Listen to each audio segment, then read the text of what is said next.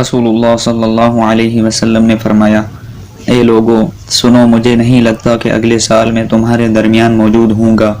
میری باتوں کو بہت غور سے سنو اور ان باتوں کو ان لوگوں تک پہنچاؤ جو یہاں نہیں پہنچ سکے۔ اے لوگو، جس طرح یہ آج کا دن، یہ مہینہ اور یہ جگہ عزت حرمت والے ہیں، بالکل اسی طرح دوسرے مسلمانوں کی زندگی، عزت اور مال حرمت والے ہیں۔ تم اس کو چھیڑ نہیں سکتے۔ لوگوں کے مال اور امانتیں ان کو واپس کرو، کسی کو تنگ نہ کرو، کسی کا نقصان نہ کرو تاکہ تم بھی محفوظ رہو۔ یاد رکھو تم نے اللہ سے ملنا ہے اور اللہ تم سے تمہارے اعمال کی بابت سوال کرے گا۔ اللہ نے سود کو ختم کر دیا، اس لیے آج سے سارا سود ختم کر دو، معاف کر دو۔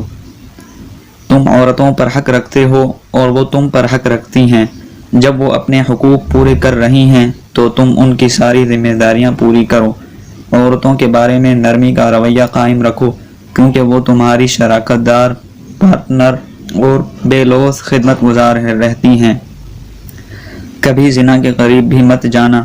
اے لوگو، میری بات غور سے سنو، صرف اللہ کی عبادت کرو، 5 فرض نمازیں ادا کرتے رہو، رمضان کے روزے رکھو اور زکوٰۃ ادا کرتے رہو۔ اگر استطاعت ہو تو حج کرو۔ ہر مسلمان دوسرے مسلمان کا بھائی ہے، تم سب اللہ کی نظر میں برابر ہو، برتری صرف تقوی کی وجہ سے ہے۔ یاد رکھو تم کو ایک دن اللہ کے سامنے اپنے اعمال کی جواب دہی کے لیے حاضر ہونا ہے۔ خبردار رہو، میرے بعد گمراہ نہ ہو جانا۔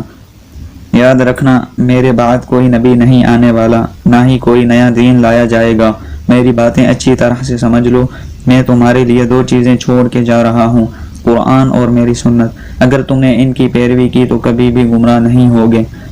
سنو، تم لوگ جو موجود ہو، اس بات کو اگلے لوگوں تک پہنچانا اور پھر اگلے لوگوں کو پہنچائیں، اور یہ ممکن ہے کہ بعد والے میری بات کو پہلے والوں سے زیادہ بہتر سمجھ اور عمل کر سکیں۔ پھر آپ نے آسمان کی طرف چہرہ اٹھایا اور کہا، اے اللہ، گواہ رہنا میں نے تیرا پیغام تیرے لوگوں تک پہنچا دیا۔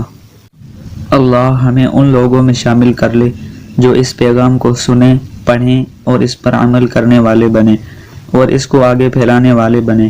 اللہ ہم سب کو رسول اللہ صلی اللہ علیہ وسلم کی محبت اور ان کی سنت عطا کرے اور آخرت میں جنت الفردوس میں ان کا ساتھ عطا کرے، آمین۔